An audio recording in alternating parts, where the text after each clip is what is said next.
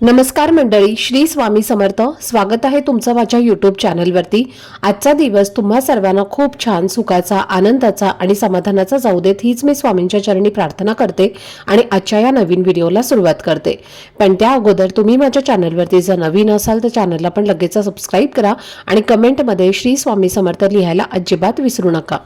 मंडळी, उद्या मंगळवारचा अत्यंत पवित्र आणि महत्त्वाचा दिवस आहे, कारण या दिवशी धर्मनाथ बीज साजरी केली जाते. सध्या माघ महिना सुरू आहे आणि माघ महिन्यातील शुद्ध द्वितीया तिथीला धर्मनाथ बीज म्हणून ओळखलं जाणारं हे व्रत आणि उत्सव पारंपरिक पद्धतीने साजरे केले जातात. या दिवशीच श्री गोरक्षनाथांनी धर्मनाथांना अनुग्रह देत नागपंथांची दीक्षा दिली होती आणि तो क्षण इतका दिव्य आणि अलौकिक मानला जातो की त्यावेळी सर्व देवी देवतांना साक्षीदार म्हणून आमंत्रित करण्यात आले होते. आणि म्हणूनच दरवर्षी माघ महिन्यात धर्मनाथ बीज उत्सव मोठ्या श्रद्धेने साजरा केला जातो. नवनाथ संप्रदायातील भक्तांसाठी तसेच श्री गोरक्षनाथांचे अनुयायी असणाऱ्या सर्व साधकांसाठी या दिवसाचं विशेष महत्त्व आहे.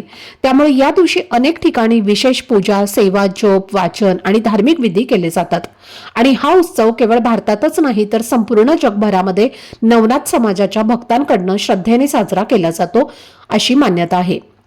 तर माघ शुद्ध द्वितीयेला गोरक्षनाथांनी धर्मनाथांना दीक्षा दिली आणि त्या दिवशी त्यांनी सर्वांसमोर अशी घोषणा केली होती की जो कोणी या पवित्र दिवशी आपल्या क्षमतेनुसार दान, धर्म, पुण्यकर्म किंवा साधा पण मनापासून केलेला उपाय करेल त्याच्यावर नवनाथांचा विशेष आशीर्वाद राहील आणि त्याच्या घरात सुख, शांती, धन आणि समृद्धी नांदेल, अडचणी दूर होतील आणि आयुष्याचा मार्ग अधिक सोपा आणि सुंदर होईल.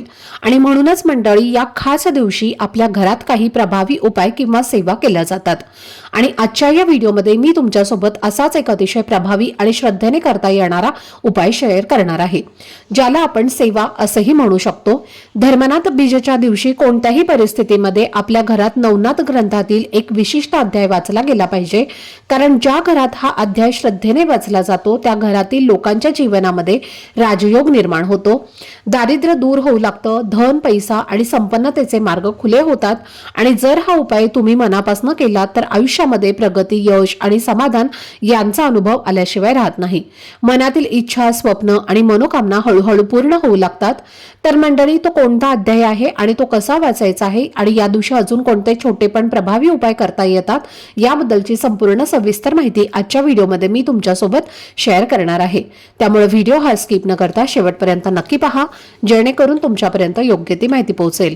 आणि तुम्ही माझ्या चॅनलवरती जर नवीन असाल तर चॅनलला पण लगेच सबस्क्राईब करा आणि बेल आयकॉनला पण प्रेस करा, म्हणजे मी जेव्हा कधीही नवीन व्हिडिओज अपलोड करेन त्याचं नोटिफिकेशन सर्वात आधी तुम्हाला मिळेल आणि तुमचा एकही व्हिडिओ हा मिस होणार नाही. तसेच हाय बटनला सुद्धा क्लिक करा.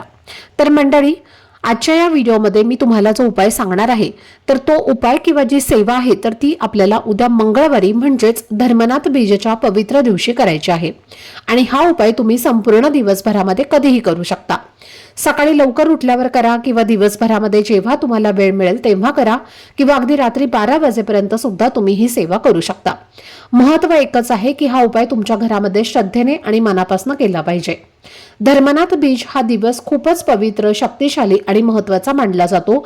आणि अशा खास दिवशी जर आपण काही उपाय किंवा सेवा केल्या तर त्याचं फळ हे आपल्याला खूप लवकर मिळतं.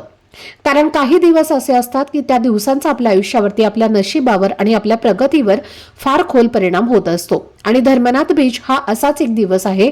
या दिवशी जे काही उपाय किंवा सेवा केली जाते तर ती सिद्ध होते अशी भक्तांची श्रद्धा आहे. आणि म्हणूनच मी तुम्हाला जो उपाय सांगणार आहे तर तो उपाय प्रत्येकाने उद्या नक्की करून पाहावा.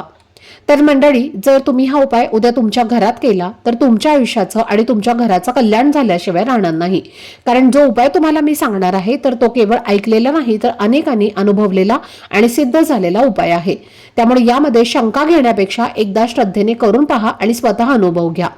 आता तुम्हाला प्रश्न पडला असेल की हा उपाय का करायचा आहे. तर मंडळी, खरं सांगायचं झालं तर प्रत्येकाच्या आयुष्यामध्ये काही ना काही अडचणी असतातच. असा एकही माणूस नाही ज्याच्या आयुष्यामध्ये समस्या, त्रास किंवा अडथळे नाहीत. आणि म्हणूनच या सर्व अडचणी दूर व्हाव्यात, आयुष्य सुरळीत व्हावं, मार्ग मोकळा व्हावा यासाठी हा उपाय करायचा आहे. मग तुमच्या आयुष्यात पैशांची अडचण असेल, कष्ट करूनही पैसा हातामध्ये टिकत नसेल, घरामध्ये सतत खर्च वाढत असतील, मुलांची प्रगती होत नसेल, शिक्षणात मोठे अडथळे येत असतील, पतीच्या प्रगतीमध्ये किंवा पतीच्या नोकरीत, व्यवसायात अडचण अडचणी येत असतील, छोटा मोठा उद्योग असूनही त्यामध्ये वाढ होत नसेल, घरामध्ये पती पत्नीमध्ये सतत वाद, गैरसमज आणि तणाव होत असतील, घरावर कोणाची वाईट नजर लागलेली असेल, शत्रूंचा त्रास वारंवार होत असेल, मेहनत करूनही गरिबी आणि दरिद्रता संपायचं नाव घेत नसेल किंवा तुमच्यावर कर्जाचं ओझं झालं असेल आणि त्या कर्जातनं तुम्हाला लवकरात लवकर मुक्त व्हायचं असेल, अशा कोणत्याही प्रकारच्या समस्या असतील तर या सर्व समस्यांवर हा उपाय प्रभावी ठरतो. आणि म्हणूनच मंडळी, प्रत्येक कामामध्ये यश मिळावं, आयुष्यामध्ये स्थैर्य यावं, सुख शांती धन आणि समाधान मिळावं आणि प्रत्येकाच्या मनातील प्रत्येक इच्छा मनोकामना पूर्ण व्हावी, यासाठी हा उपाय श्रद्धेने, निष्ठेने आणि पूर्ण विश्वासाने करा. कारण जर हा उपाय तुम्ही मनापासून केला तर नक्कीच त्याचं फळ हे तुम्हाला मिळेल आणि तुमच्या आयुष्यात सकारात्मक बदल घडायला सुरुवात होईल. आता हा उपाय करण्यासाठी किंवा ही सेवा करण्यासाठी तुम्हाला उद्या मंगळवारी सकाळी लवकर उठायचं आहे, स्नान करायचं आहे. आंघोळ करताना आंघोळी थोडंसं गंगाजल तर ते अमृता समान असतं, त्यामुळे आपलं शरीर, मन, आत्मा हा शुद्ध आणि पवित्र होतो. जर आपलं शरीर पवित्र असेल तर त्यानंतर आपण जे काही उपाय करतो तर ते खूप प्रभावी ठरत असतात. आणि म्हणून सर्वप्रथम आंघोळीच्या पाण्यामध्ये गंगाजल टाका. तुमच्याकडे गंगाजल नसेल तर तुम्ही थोडीशी हळद टाका आणि त्या पाण्याने स्वच्छ स्नान करायचं आहे. यानंतर स्वच्छ कपडे परिधान करून तुमची जे काही नित्य पूजा आहे तर ती पूजा अर्चा तुम्हाला करून घ्यायची आहे आणि त्यानंतर तुम्ही हा उपाय जो आहे तर तो करायचा आहे. सकाळी, दुपारी, संध्याकाळी किंवा रात्रीच्या वेळी जेव्हा केव्हा तुम्हाला शक्य होईल तेव्हा तुम्ही ही सेवा करायची आहे. सर्वप्रथम आता पहा, या दिवशी जर तुमच्या घरामध्ये नवनाथांचा फोटो असेल तर नक्की तो फोटो स्वच्छ पुसून घ्या आणि त्या फोटोला हार घाला, फुले अर्पण करा, छान दिवा लावा, धूपदीप अगरबत्ती तुम्हाला तिथे लावायची आहे. आता जर तुमच्याकडे नवनाथांचा फोटो नाही पण तुमच्याकडे नवनाथाचा ग्रंथ आहे तर अशा वेळी तो ग्रंथ वरती काढा, व्यवस्थित त्याला पुसून घ्या.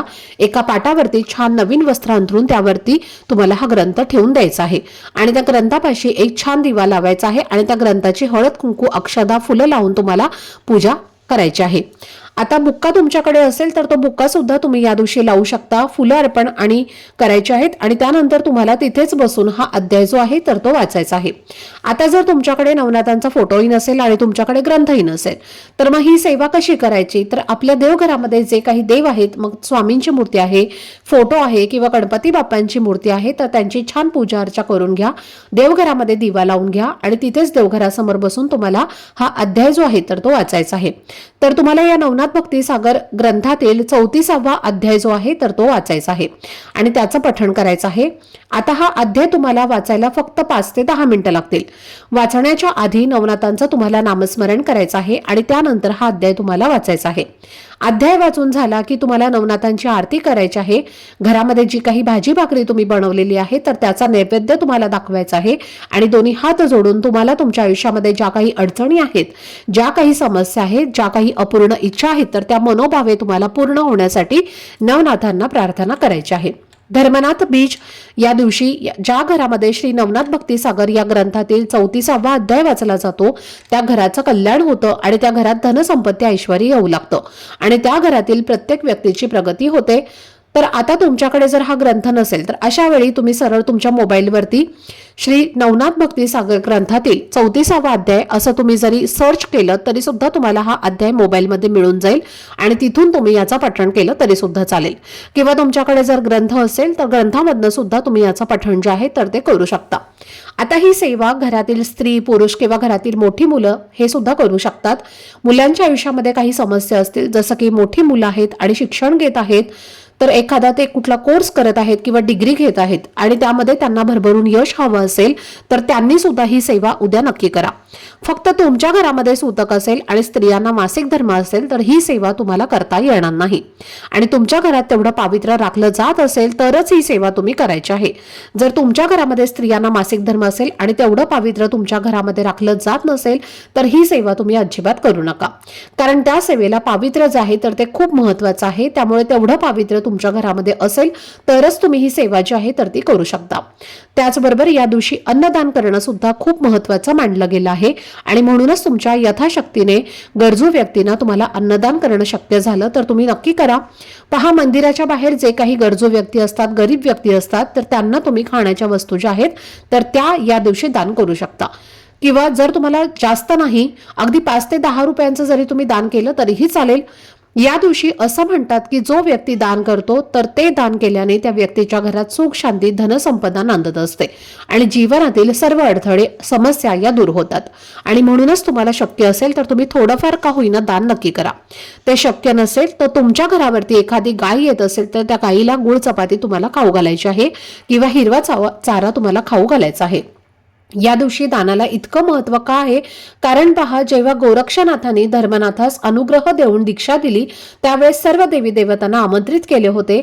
तसेच प्रयाग क्षेत्रातील सर्व नगरवासी लोकांचाही मोठा मेळा जमला होता आणि याच दिवशी भव्य अन्नदान झाले आणि श्री गोरक्षनाथांनी आपल्या हाताने सर्वांना प्रसाद दिला होता. त्यामुळे सर्वांना अतिशय आनंद झाला आणि त्यानंतर सर्व देवांसह सर्वांनी दर साल असाच म्हणजे प्रत्येक वर्षी असाच उत्सव होऊन प्रसाद मिळावा अशी इच्छा प्रकट केली होती. आणि म्हणून या दिवशी अन्नदानाचा खूप महत्व आहे. या दिवशी जो व्यक्ती अन्नदान करतो त्या व्यक्तीला अनंत पटीने पुण्य मिळतं. तसेच या दिवशी व्रताला सुद्धा खूप मोठं महत्व आहे. जर तुम्हाला उद्या शक्य असेल तर आपल्या शक्तीनुसार आपल्या इच्छेनुसार या दिवशी जो कोणी हे बीजेचं व्रत करील तर त्याच्या घरी दोष, दारिद्र्य, रोग अधिक करून विघ्न जे आहेत तर ते स्वप्नात देखील येणार नाहीत आणि प्रत्यक्ष त्या व्यक्तीच्या घरी लक्ष्मी वास्तव्य करेल अशी धार्मिक मान्यता आहे.